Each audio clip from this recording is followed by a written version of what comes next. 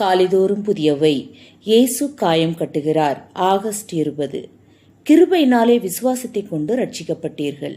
இது உங்களால் உண்டானதல்ல, இது தேவனுடைய ஈவு. எபேசியர் 2:8. அதீத்தும் அவருடைய மனைவி ரேஷ்மாவும் கலைப்பொருள் அங்காடிக்கு சென்று தன் வீட்டை அழகுபடுத்த ஒரு ஓவியத்தை தேடினர். அதீத் ஒரு சரியான ஓவியத்தை தேர்ந்தெடுத்து ரேஷ்மாவை பார்க்கும்படிக்கு அழைத்தார். அந்த செராமிக் ஓவியத்தின் வலதுபுறத்தில் கிருபை என்ற வார்த்தை பொறிக்கப்பட்டிருந்ததால் அது உடைந்திருக்கிறது என்று ரேஷ்மா அதே போன்று வேறொரு உடையாத ஓவியத்தை தேடினாள். ஆனால் அதீத் இல்லை, அதில்தான் செய்தியே இருக்கிறது என்றார்.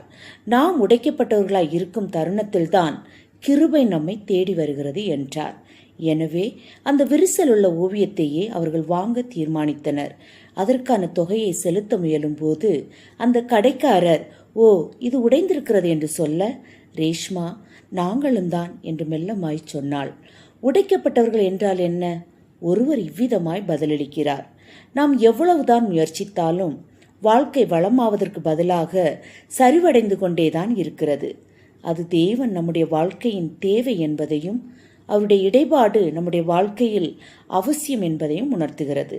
அக்கிரமங்களினாலும் பாவங்களினாலும் மரித்தவர்களாய் இருந்த உங்களை என்று பவுல் அப்போஸ்தலர் நம்முடைய உடைக்கப்படுதலை விவரிக்கிறார். எபேசியர் 2:1. மன்னிக்கப்படுதலுக்கும் மாற்றத்திற்குமான நம்முடைய தேவைக்கு 4 மற்றும் 5 வசனம் பதிலளிக்கிறது. தேவனோ இரக்கத்தில் ஐஸ்வர்யம் உள்ளவராய் நம்மில் அன்பு கூர்ந்த தம்முடைய மிகுந்த அன்பினாலே ரட்சிக்கப்பட்டீர்கள். நான் உடைக்கப்பட்டவன் என்று அவரிடம் ஒத்துக்கொள்ளும் போது அவருடைய கிருபையினாலே நம்மை சுகமாக்க அவர் ஆயத்தமாயிருக்கிறார். உடைக்கப்படுதலை சரி செய்வதற்கு உங்களை தேவனிடமாய் வழிநடத்திய மகத்தான காரியங்களில் கவனம் செலுத்த வேண்டும். தேவன் நமக்கு எல்லா விதங்களிலும் தேவைப்படுகிறார் என்ற உணர்வு அதிகமாக தேவைப்படுகிறது. கிருபையினால் விசுவாசத்தை கொண்டு உம்மிலும் உம்முடைய ரட்சிப்பிலும் நாம் நிலைத்திருக்க தேவனை மேன்மை பாராட்ட வேண்டும். உங்கள் மனம் புதிதாகிறதுனாலே மறுரூபமாகுங்கள்.